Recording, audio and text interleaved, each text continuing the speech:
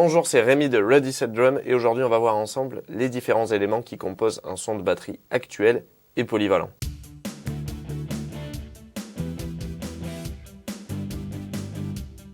Et avant de rentrer dans le vif du sujet, il convient évidemment, comme d'habitude, de définir ensemble ce que j'entends par actuel et polyvalent.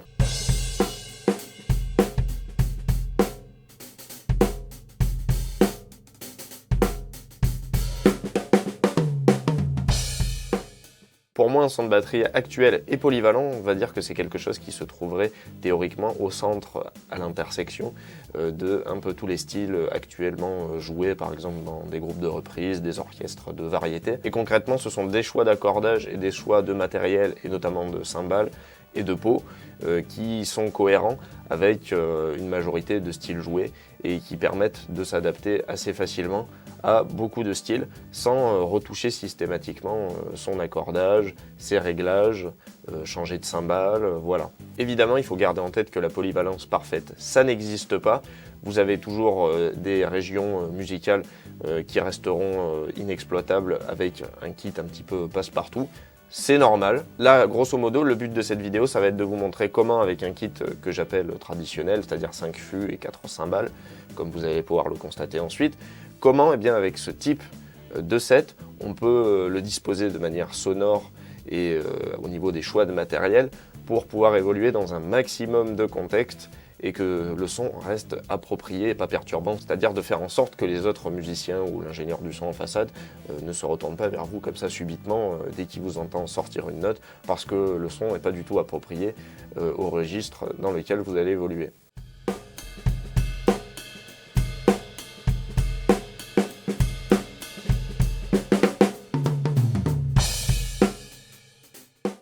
Et bien sûr, tout cela reste quand même assez subjectif au final, puisque la démonstration que je vais vous faire est basée sur mes choix de matériel personnel, sur ce que j'ai à disposition à ce moment-là. L'idée, comme d'habitude, ce n'est pas de vous donner une marche absolue à suivre, mais plutôt de vous inspirer si jamais vous êtes en recherche de ces types de sons, pour vous guider et pour que vous trouviez par vous-même celui qui vous convient. Les éléments concrets et le contexte après qui me permet de faire les affirmations que vous allez entendre, c'est la réalité dans laquelle j'ai évolué en travaillant en tant que batteur professionnel, par exemple dans des contextes orchestre de variété, de groupes de rock, compos, reprises.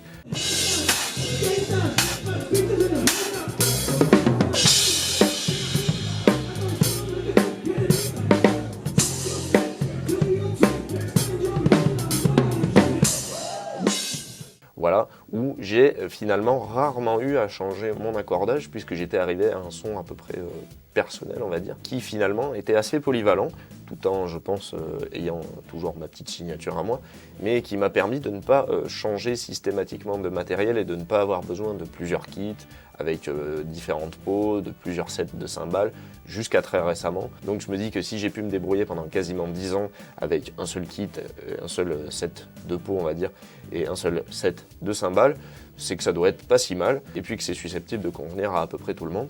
Donc autant vous le faire partager. En gros, ce que je vais essayer de vous présenter là, ce sont des lieux communs qui fonctionnent dans un peu tous les contextes, à adapter ensuite selon vos préférences personnelles.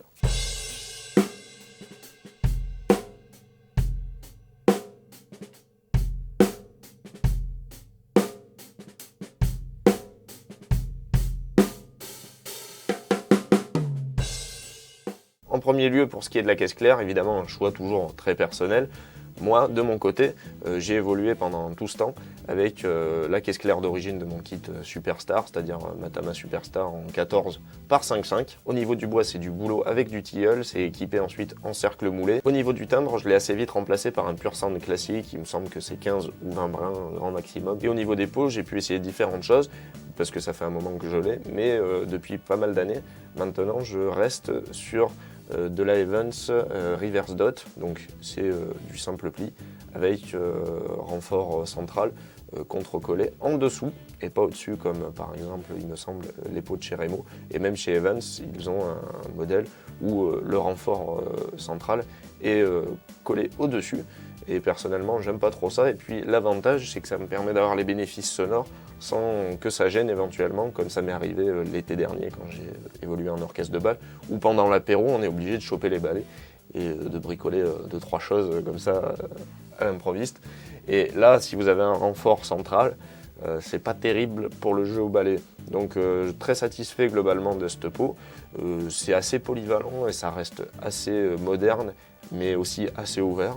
Au niveau des caisses claires, évidemment, pour rester sur de la polyvalence, je vous déconseillerais bien évidemment de vous diriger vers des caisses claires très spécialisées, soit des Piccolo, soit du 14/8. Là quand même, ce sont deux extrêmes, mais qui seront plus difficiles à faire rentrer dans un maximum de cadres, même si ça peut très bien fonctionner dans un certain nombre de styles qui ne sont pas forcément les styles de départ qu'on aurait envisagé avec. Je pense qu'en termes de profondeur, du moment que vous restez entre 5 pouces et 6,5 pouces, c'est plutôt pas mal, ça rentre en général dans un maximum de contexte au niveau sonore. Et au niveau du matériau, là c'est selon vos préférences personnelles, les métaux peuvent aussi bien convenir que les bois. Ça, c'est selon les habitudes que vous avez prises, selon vos choix de peau ensuite derrière. De mon côté, je trouve que le bois de la Superstar, c'est-à-dire bouleau et tilleul, fonctionne super bien dans un maximum de contexte et même parfois a pu projeter un petit peu trop dans certains lieux et dans certains contextes variétés, on va dire.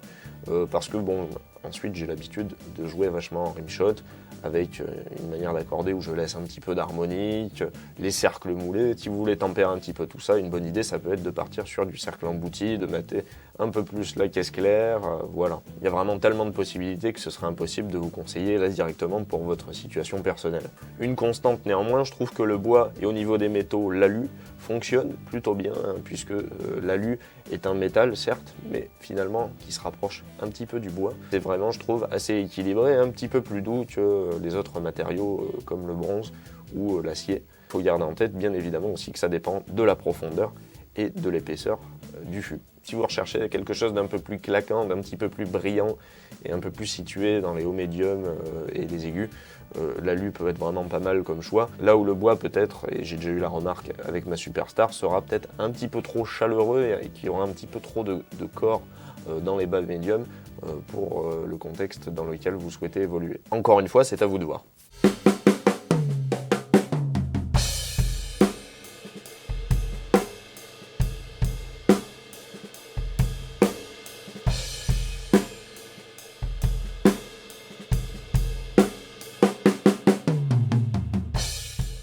Au niveau des fûts, là franchement, on va pas se prendre la tête comme avec les caisses claires.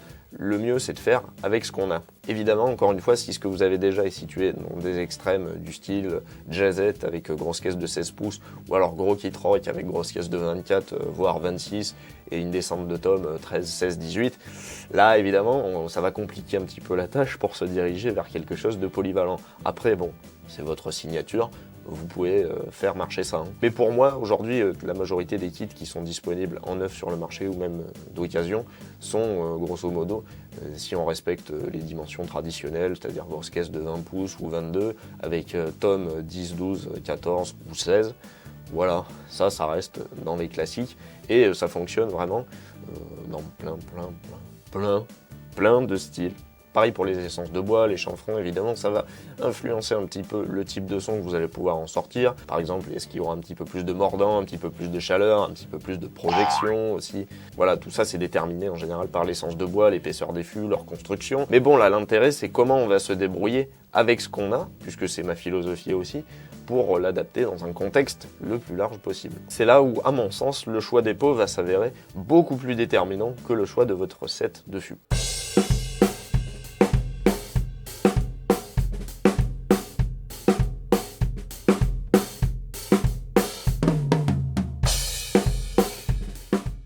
Au niveau du choix de vos pots, là, au-delà de l'adéquation qui est nécessaire entre les pots que vous choisissez et le set de fûts sur lequel vous le disposez, moi je serais partisan de partir pour un truc un petit peu polyvalent, minimum sur du double pli pour les tomes. Dans des contextes polyvalents, en général, on demande quand même un minimum de rondeur, de projection, tout en ayant des harmoniques un petit peu contrôlées. Et ça, à mon sens, sur du simple pli, c'est un petit peu difficile, ou alors vraiment sur du simple pli spécialisé, c'est-à-dire avec des épaisseurs plus épaisses, par exemple du Remo en 14 000, ou alors des pots simple pli avec anneaux d'atténuation contre-collés à l'intérieur en dessous. Globalement, le simple pli, ça va quand même dégager plus d'harmonique et dans un contexte polyvalent pour pouvoir évoluer dans la plupart des styles, c'est généralement quelque chose qui n'est pas très désiré, donc qui va vous falloir traiter ensuite, donc du temps supplémentaire et des dispositifs supplémentaires à mettre en place, ce qui à mon sens est un peu bête. Pour moi, l'intérêt du choix de votre set de peau lorsque vous recherchez quelque chose que vous pouvez laisser pour la plupart des styles, c'est de se diriger tout de suite vers quelque chose qui vous demandera le moins d'intervention possible et qui, à la source, vous permettra d'avoir quelque chose d'assez équilibré qui nécessite déjà pas trop de traitement. Et personnellement, après divers essais chez différentes marques, je me suis arrêté depuis pas mal d'années maintenant aussi sur les Evans EC2 Clear.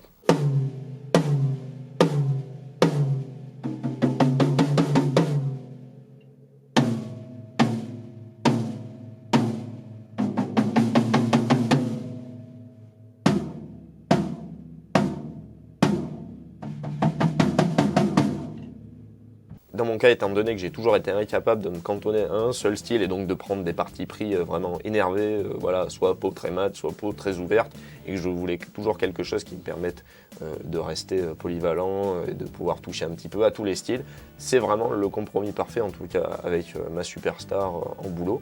On a la rondeur et la projection du double pli et avec le petit traitement anti-harmonique qu'on n'a pas par exemple sur les G2. Et franchement, j'en suis très satisfait, ça remplit vraiment bien son office et ça m'a permis d'aller jouer avec le même kit dans beaucoup de styles différents. Ça supporte assez bien les grandes différences de tension puisqu'après j'ai fait varier parfois un petit peu avec l'accordage.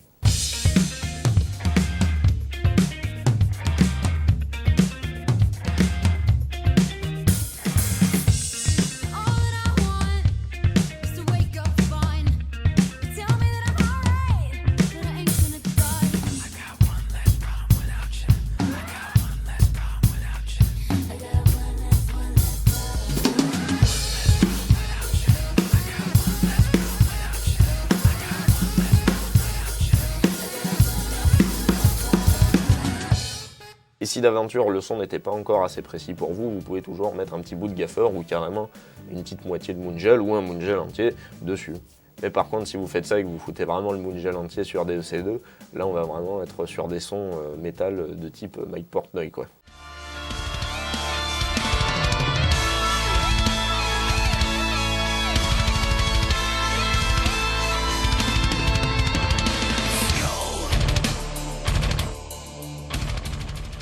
Globalement, ces EC2 sur mon kit, en fait, non traitées, elles me vont très bien.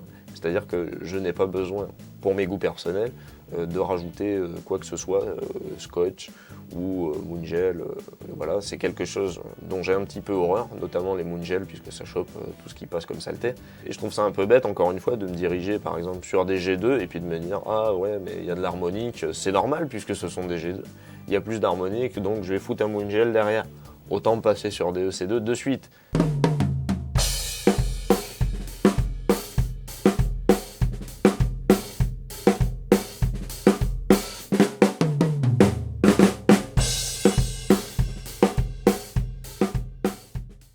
Au niveau de la grosse caisse, eh bien là ça va être un petit peu pareil que les tomes. On va chercher l'équilibre tout en sachant que comme la caisse claire, dans un contexte assez polyvalent, par exemple voilà, la variété toujours et encore, c'est-à-dire qui part de styles qui peuvent être disco, dance, des trucs un petit peu plus rock, un petit peu plus électro, un petit peu plus soft, un apéro jazz, voilà, des choses comme ça.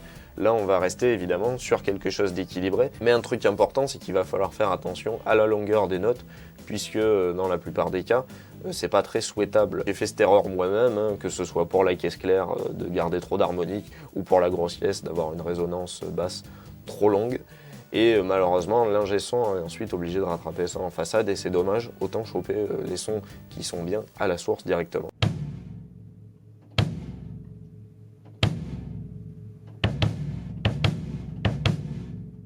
Là, moi personnellement, je suis sur du Evans EQ4, anneau atténuateur à l'intérieur. De l'autre côté, en peau de résonance, j'ai une Remo Fiber Skin assez ancienne, donc ça reste quand même assez mat. ça participe à la cohérence de l'ensemble. J'ai rajouté pour la frappe un patch de renfort de chez Evans qui participe lui aussi à matifier un petit peu le son. Et surtout, quelque chose de vraiment important, et même si vous êtes réticent, écoutez-moi, à partir du moment où vous jouez en live, que vous convoitez une certaine polyvalence et que vous évoluez dans des styles un petit peu variés, jouer avec une grosse caisse non percée, pour moi, ça n'a aucun sens. Ça peut être certes agréable à jouer pour soi-même, mais à sonoriser ensuite, bon courage. Donc si comme moi vous voulez rester sur une peau de frappe de grosse caisse pas trop typée, mais néanmoins avoir de la précision et assécher un petit peu le son, je vous recommande, en plus du fait de percer la peau de résonance, d'avoir des mousses acoustiques à l'intérieur qui font contact avec les deux peaux. Là, n'hésitez pas à mettre la dose selon les usages. Et une autre solution vraiment intéressante et vraiment polyvalente, mais qui sera un petit peu plus typée, c'est de vous diriger tout de suite vers une peau de frappe de type Evans IMAD avec cercle en mousse directement intégré sur la peau. L'avantage de ce modèle, contrairement à quelque chose comme une Aquarian Super Kick, où c'est vraiment collé à l'intérieur derrière, c'est que vous avez deux tailles de cercles comprises avec la peau que vous pouvez interchanger parce que c'est fait pour ça. Et vous pouvez aussi retirer totalement tout atténuateur en mousse supplémentaire, ce qui vous laissera avec la bande plastique qui maintient l'atténuateur juste tout autour de la peau. L'avantage, c'est qu'avec une seule peau, vous avez 3 options sous le coude. Quand on parle de polyvalence, eh bien la voilà.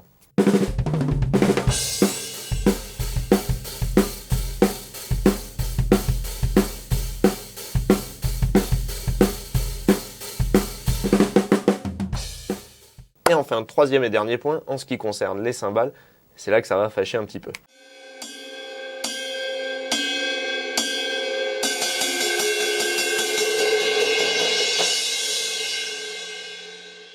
Non, plus sérieusement, le problème avec les cymbales, c'est que vous le savez très bien, les bonnes cymbales ça coûte cher, et les cymbales pas terribles, eh ben c'est pas terrible. Ce que je veux dire par là, c'est que si vous avez des cymbales bas de gamme, malheureusement, ça va entacher toute la polyvalence possible du reste du kit. En général, c'est des trucs assez épais, qui projettent beaucoup, qui ont beaucoup d'harmoniques, qui sont pas forcément très agréables, qui s'insèrent pas forcément très bien dans un mix, et vous allez rester cantonné avec ce type de cymbales à des sonorités vraiment rock pur et dur, quoi. Il faut en général arriver à un certain niveau de gamme et un certain palier pour avoir des cymbales un petit peu plus fines, avec un petit peu plus de soin porté au martelage qui n'est pas fait forcément à la machine. Et là, on va commencer à avoir, à mon sens, des sonorités un petit peu plus exploitables pour une grande variété de styles, que vous fassiez du rock ou du jazz.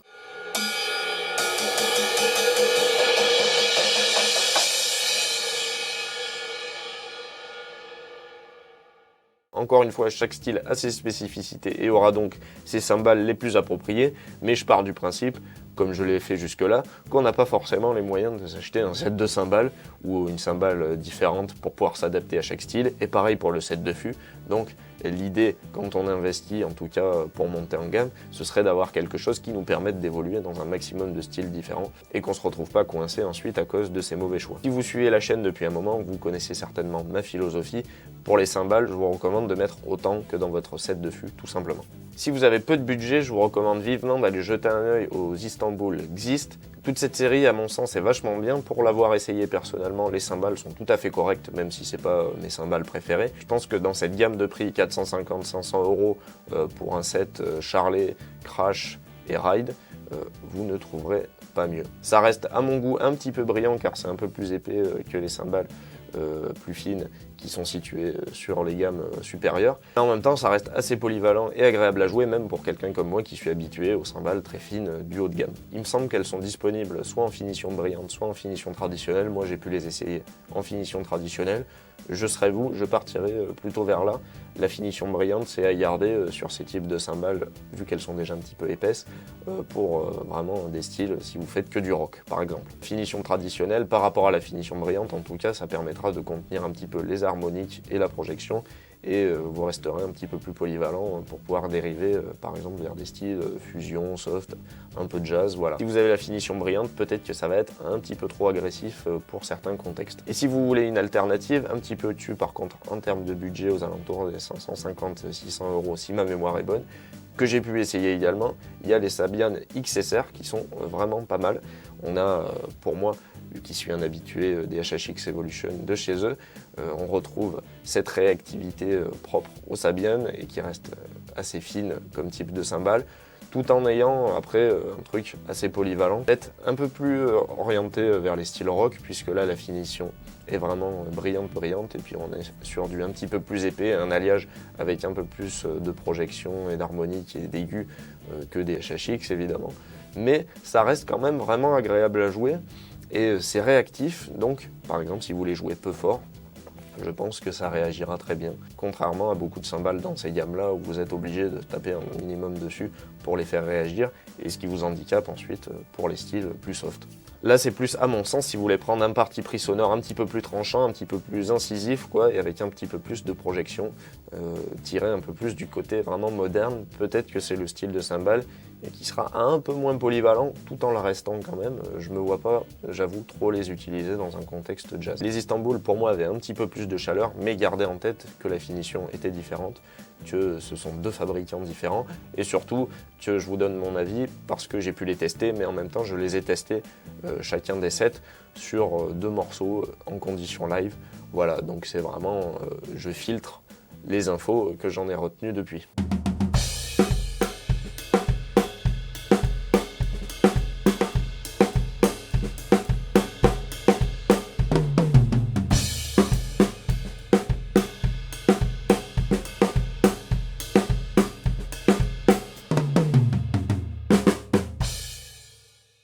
Évidemment, si vous avez plus de budget que 500, 600 euros, eh bien là, faites-vous plaisir. Mais si, encore une fois, vous recherchez quelque chose de polyvalent, évitez les extrêmes, par exemple les trop petits diamètres, les trop gros diamètres.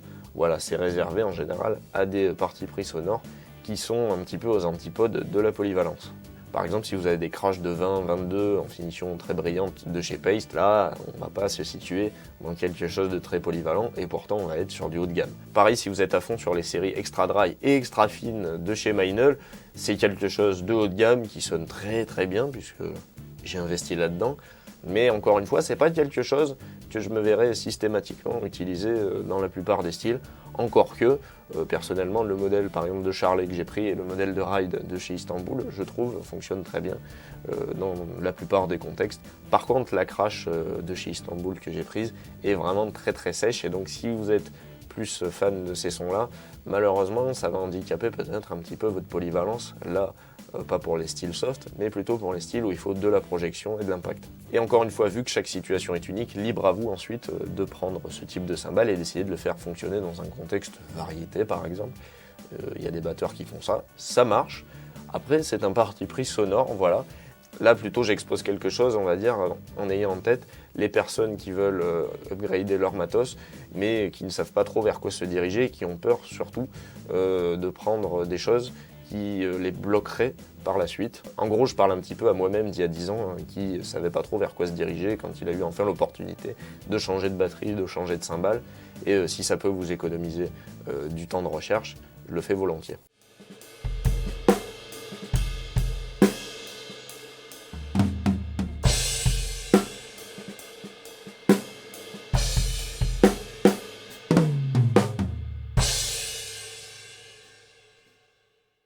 C'est la fin de cette vidéo, j'espère qu'elle vous a plu et qu'elle vous aura été utile.